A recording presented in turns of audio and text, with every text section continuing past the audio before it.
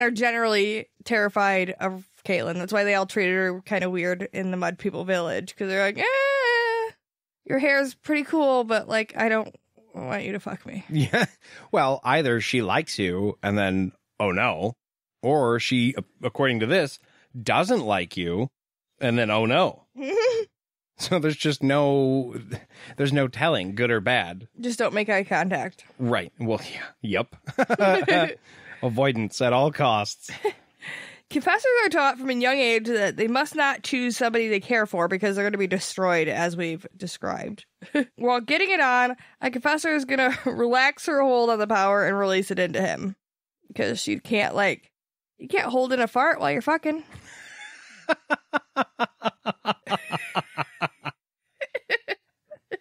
Yes, you can, Jade. I guess I've never had the issue. So. I was not expecting that at all. I wasn't either. It just popped out. It just happened. Kind of like a fart. Oh my God. Okay. They would basically become a shell of who they were with only what she put into them filling them up. And that's a little bit ironic. How do you like being filled up? Hmm? I'm a strong, independent woman. And I am filling you up. You're gonna cut your hair tonight, bitch. Whoa. Whoa. Whoa. Sip. How'd that taste? Really good. So Kahlan says that she could never do that to Richard. It would kind of be like Shota pretending to be his mom. It's just an illusion of love. It's not real. He wouldn't love her because he actually loved her. He would love her because of the magic. Right. So it would just be like a shadow of something real, but not. And I mean, you can respect her for that, but this is when Richard immediately, like, his brain is firing apparently real quick at this point. It's like, wait, is that what the fuck happened in the spirit house when you stopped because you were like, oh, were you gonna fucking change me? And she was like, yeah, I'm sorry. I just really wanted you. I wanted to fuck you really bad. Well, and here's the question. Was it a conscious thought of hers to do it? Or was she that close to the edge of not being in control anymore that it would have been accidental, but, I mean, she wouldn't have minded? I think she had the actual thought that she didn't care right now because she wanted to fuck him so bad. And that's what pushes it from, like, whoops, it was an accident, to, like, you're an asshole.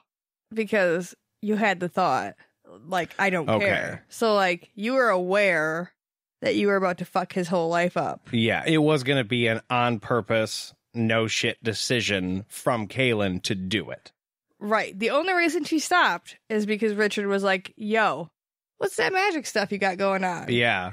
And so I feel like that would have been on purpose. I mean, I feel like somebody could argue that it wasn't because she was, like, blind with lust. But I feel like if you have that thought, like, I don't care right now, you're automatically, like, it's not, you made the choice then. It's right. Not involuntary anymore because you did have that thought, like, oh, that would be shitty. The line was recognized and then you stepped over it. Yeah. Yeah. Even if the other person doesn't know that, you're still the asshole. Yeah.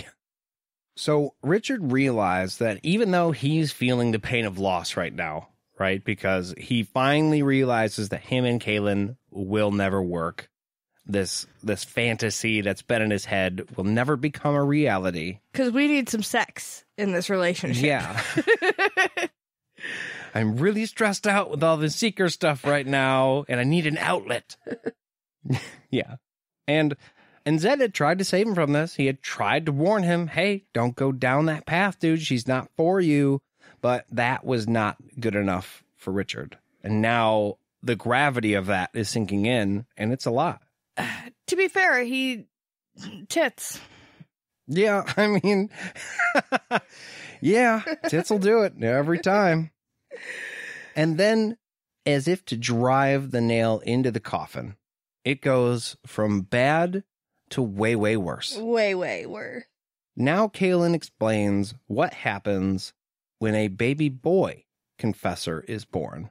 And we get into a little bit of baby murder. Oh, fun! Yeah.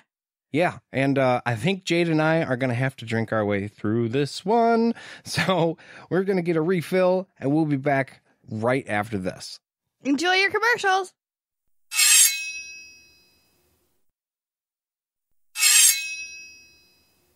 So Richard asks Kahlan why she's only saying daughter. Why did they not have male children? And it made Kahlan cry. But the way that it was read in the book, he was kind of being a dick about the question. It's like, well, what about the boy kids? Like, chill. She's obviously not having a great... He's just trying to throw shit out at this point to keep her talking because he's being upset and depressed. He's still trying to figure out how he gets sex. Yeah. Yeah. He's still pissy about that. So he's like, what about this thing? Huh? What about that rule, huh? What shitty shit are you doing over there? And Kahlan tells him that, yeah, they still have boys, but the power is stronger in them, and they need no time to recover, and they are sometimes corrupted by it. They're pieces of shit. Yeah. Which initially, as a guy, I was like, hey, fuck off. Not all guys are pieces of shit. But that's not what she's saying. She's saying that the power corrupts them. Yeah. Because it's stronger. Yeah. I'm not saying that they're not bad people. I'm saying they probably chose to do really terrible things. They literally called it the dark times. Yeah. So, yeah. They're the Confessor Bros. Yeah. But the power in them drove them to do terrible, terrible things. Yeah. And it wasn't just Kahlan shitting on men. It was like, no, the power in men is different than it is in us, and it drives them crazy. So yeah. That can't be a thing. They like feed on it. A group of them joined forces and made like a long terror-filled night, which is called the Dark Times. They would like basically take any woman they wanted with the power and then like just bang her out and leave her with no sense of responsibility. They weren't like trying to restrain themselves in any way, shape, or form. No, they'd use anybody for any purpose, and they were essentially gods. Yeah. The wizards hunted them down, and then they withdrew from power, like, we fucked up. Okay, so we're not gonna mess around in that anymore. Hey guys, turns out this was a really, really bad idea. We should not have done this. And also, I resign. Yeah. Sorry, you guys can figure your own shit out. We'll help you over here. Like Dr. Frankenstein. Okay, obviously, you're not a fucking doctor anymore, okay? Go get that thing. Okay. It takes the compassion of a woman to handle the power and stay free of the corruption. Like, the seeker must be the right one, chosen by a wizard, or he will be using the power for corrupt reasons, too. Like, men just get corrupt. It's just not a good idea. Yeah. All the way around. Just avoid that idea at any cost. Yeah, just don't. They've been there, they've done that, tried it. Don't give men power. Horrible dark times. Don't do it again. Don't do it. So basically, the wizards ended up killing all the offspring of the lust that came from the male confessors, the Confessor Bros, raping everybody, basically. Okay. So what this is saying is the wizards went through and killed all the babies of these male confessors. Yep. In one long, bloody night. And they're not even saying that they only killed the men of all the offspring. All the offspring. All of them. Couldn't even fuck around. Just, I can't even imagine. Yeah. How awful that would have been. Yeah, I mean, and how many there were? Like, I don't know. It's a dark a dark time to be going down. Yes, a dark time. Ironically, yes. Now, when a confessor has a boy, he's brought to a special place in the center of a city. Now, when I don't know exactly how they know this, but when a confessor finds out she's going to have a boy, they all like watch her real carefully because she's probably pretty depressed because they're going to have to like wait for 9 months for that baby to be born. And then they're going to take the baby and she has to put him on a stone in the middle of the city where I'm guessing a lot of people are watching. That's what it feels like. Yeah. Yeah. And then she tells her husband to place a rod over the baby's neck and then to fucking step on it on both ends.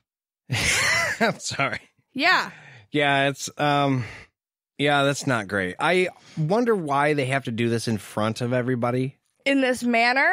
Yeah. Like this brutally terrible, horrible, disgusting way? Well, I mean, okay, this is going to get spicy. This is the way that you hang a baby, essentially. You snap its neck, you cut off the air supply. There's no blood, because that would just, I mean, that would be worse, I feel. I'm not saying this is a good thing. The guy doing this is confessed. That's the only way that you would be able to do this. I'm not saying that it's awesome, okay? I just mean, like, it's the cleanest way. I feel like there would be blood. I mean, there would be bruising for sure. I know. This was getting too far. I'm just saying that it's no surprise that the guy doing this has to be confessed, because nobody of sound mind would do this. No, it's fucked up. Yeah, no, it's very fucked up. I agree with you. Again, just to make that clear, I agree with you. It's fucked up. But they're not going to hang a baby. Yeah, I know. Your beer is empty now. I'm out of beer. We just got back from the break, too, so that says something. Okay.